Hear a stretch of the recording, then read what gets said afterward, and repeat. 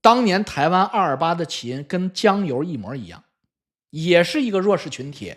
台北城里有一个小寡妇，这个小寡妇叫林江麦，双木林，长江的江，豪迈的迈，迈步的迈，林江麦小寡妇，一个单身妈妈小寡妇带着孩子，能想象1950年代那日子有多难啊？绝不比今天的江油这个聋哑妇女舒服。她干什么呢？她找了个营生，就是卖烟摊儿。大家知道摆个烟摊卖香烟啊，电视上看老刀牌香烟就干那个的。台湾当年国民党为了他妈的税源啊，是烟草专卖啊，跟大陆是一样的啊，他们都会啊，烟草专卖，卖烟是要交很重的税的，这个税集中从烟草专卖局进货，让他给你收了皮费，跟今天的中国大陆是一模一样的。说话这临江卖的时间是1947年啊，那个时候国共还在打着呢。国民党从日本人手里接管台湾，当时呢，台湾呢为了这个油水吧，一样嘛，城管啊，当时台湾的相当于城管的部门，为了油水啊，特别卖力气查私烟。这个就像派出所特别卖力气抓嫖一样，因为有油水。结果发现呢，临江卖的烟是私烟啊，要没收。但是呢，临江卖大喊冤枉，跪地撒泼打滚求饶。为什么？因为临江卖的烟里边虽然有走私烟，但是大部分不是走私烟，就是临江卖是掺着正规渠道里边掺了几个走私烟在卖，所以临江卖最不容大罚。所以台湾的缉私队，就是台湾的城管啊，不管那一套，全没收，把临江卖的小摊整个都走，就跟今天的城管一样的。但是不一样的是什么？中国大陆的城管啊，没有枪。那老王，难道台湾城管有枪？你说对了，1947年的台湾城管是有枪的。台湾城管一枪托子就把临江卖的脑袋打开瓢了，那真的是他妈的，就是往死里打临江卖。那个可怜的小寡妇卖个烟，挣那么仨瓜俩枣，你们都他妈连摊儿都拿了，你们还是人吗？你们还有人性吗？你们台湾的老百姓不干了，全部的台北的老百姓，围观的市民就跟那个江油的一样，就跟城管撕巴起来了。你开枪，你冲这儿打，你冲这儿打。他这么可怜的一个寡妇，你就卖了两盒私烟，你把他摊子都卷走了，他怎么活？老百姓不干了，撕吧，跟江油一模一样。结果啊，城管真开枪，打死了一个市民，叫陈文熙。陈文熙，耳东陈，文化的文，溪水的溪。我说的所有的都有事实为证。陈文熙被打死之后，这事儿就闹大了。你他妈还敢杀人？第二天、第三天，台北市民纷纷组织起来大游行罢市，以至于台北市民啊，把烟草专卖局给烧了，占领了台北的电台，号召全省人民武装反抗起义。台北开始之后，基隆、高雄纷纷响应示威啊，要独立，要起义啊。过程不用说了，你脑补吧。说老王的台北那么大，你错了。我说的是1947年啊，1947年的台北还不如今天的江油。你要不要忘了老蒋是哪年去台北的？老蒋去了台北之后，台北才有大发展、大建设。之前的台北那真的是比县城还县城。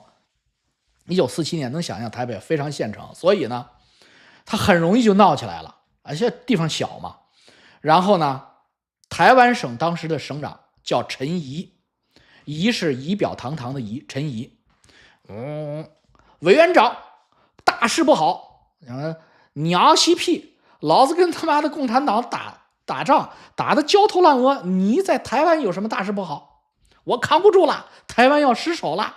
老蒋一听，我操，我从日本人手里刚刚拿回来台湾啊，你们现在居然起义要台独了，老百姓是要独立的。老蒋大笔一挥，妈娘西屁，不杀不注意敬拜。上海的21军立即启程，踏平台湾，我操，坏了！2月28号，228就这么来了。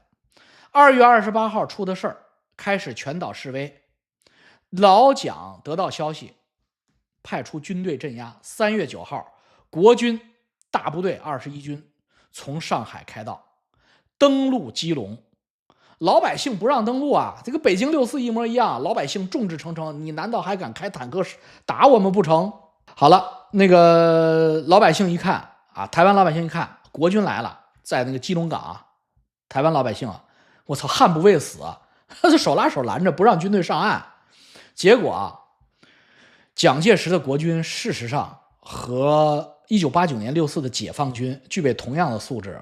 我操！21军就在船上，你不是不让我上岸吗？架起来机关枪，对着岸上老百姓无差别扫射。你能想象吗？军舰上架着机关枪，登陆码头的时候，码头有老百姓手拉手不让他搭梯子上岸，他对着人群扫射能打死多少人？当场这个机关枪突死多少人？绝对不会比天安门广场少。然后国军杀红了眼，从台南杀到台北。到处见人就抓，见人就杀。228到底杀了多少人？各方面的口径又跟中国共产党一模一样，就是蒋家和就是国民党和共产党太他妈像了。国民政府自己承认啊，误杀市民啊304人。你看看，共产党在6·4那边公布的伤亡数字也差不多吧，也是几百人吧？你是不是都是同一量级的304人？国民党杀了多少人？国民党自己说我杀了304个，放屁一派胡言，真相永远不知道啊！就像8964天安门死了多少人一样。你能相信邓小平说的吗？你能相信杨尚昆说的吗？他肯定把那个数往最小的说呀。所以又没有人统计，就跟南京大屠杀一样。那我们看看另一方面的口径，就是民进党说死多少人吧。民进党因为当时民进党那些元老都是闹事儿的人啊，就元老的元老都在闹事儿啊。好了，我们看看，当时还有一支势力啊，叫台湾地下党，也就是中国共产党在台湾当时很强大。228事件里边有大量的中国共产党的台湾支部在里边鼓动老百姓，明白吧？因为共产党正在本土大陆跟国民党你死我活厮杀，台湾共产党也想他妈提前起义，所以台湾共产党说老百姓被打死了17000人，17000人。然后台湾的台独还有这是共产党嘛？台湾的另外释放势力台独啊，台独势力自己宣布，我们被打死了3万人。好了，也就是说，今天的民进党还是民进党官方数据还是3万人，共产党说是17000人，国民党自己说是304人。好了，我们基本上知道真相了，一定是在3万和304之间的某一个区间，对吧？某一个数字。这个5万人肯定是有的，你就不要捣乱，不要捣乱，你他妈比民进党还扯，民进党是看热闹不嫌事儿大，共产党看热闹不嫌事儿大，肯定往事他肯定不到17000人，因为共产党埋汰国民党，1947年的时候，共产党埋汰国民党会手软吗？那不就等于郭文贵埋汰王岐山吗？他绝不会手软的。共产党才说死了17000人，所以真正的数应该是17000人之下，而且很多，就是17000人之下很多，就是肯定不到16000啊，15000，因为那个时候是共产党在使劲抹黑国民党的时候，国民党强势啊那时候，所以呢，真正的数字是多少我们不知道，2000人也好，1万人也好，8000人也好，15000人也好 ，OK， 就算死了1000个人。那也是1000个家庭的破碎，1000个妻子失去丈夫，1000个孩子失去父亲，1000个母亲老母失去儿子。所以228听明白了吗？228是怎么来的？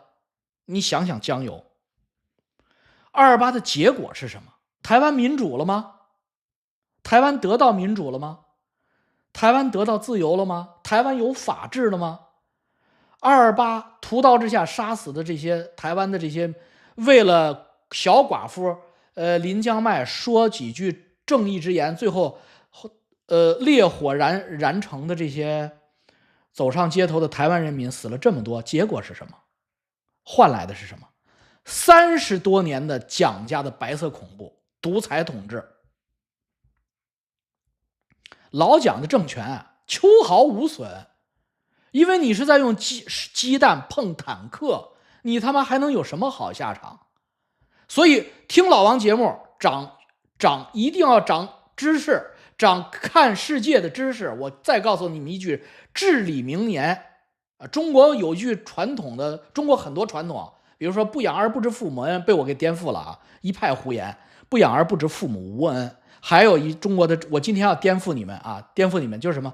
中国有句话叫害死年轻人无数啊，这话叫国家兴亡，天下兴亡，匹夫有责。他妈一派胡言，天下兴亡，匹夫无责，因为匹夫无权。你他妈凭什么？你在这浪什么呀？天下是你的吗？天下是谁的？谁有责？天下兴亡与他妈你这个大韭菜，你这个他妈两脚羊，你还有责了？我操！你被杀被他妈的奸呢？你还他妈的奸出正义感来，奸出主人翁意识来了。天下兴亡，国家兴亡，匹夫无责，不是老百姓的事儿。天下兴亡，谁掌权谁的责。没权没肉的人肉电池，我们不负那个责任。因为你们没给我们权利，我们他妈负什么责任呀？我家的儿子不会去送死，为什么？我没有责任。如果是民主社会，我享受了我的权利，享受了我的福利，我识君之路，定当为君，肝脑涂地。你他妈天天架着操，我操，这不正过来操，反过来操，我操，我不需要性生活，因为政府天天在操我。现在好了，天下兴亡了，你他妈想起我来了，这时候你想起我来，我有责了是吗？操！所以，除非你是陈胜吴广，除非你是张献忠、李自成，另当别论，那是另一版本的故事。如果咱不是，咱是普通人、老百姓，六道轮回，咱别上那个套。天下兴亡，匹夫无责。所以我们，我跟你讲，江油的老百姓，你心里边有气，你也得忍住。为什么？他妈跟你无责，我操！你上去碰子弹，你妈就哭了。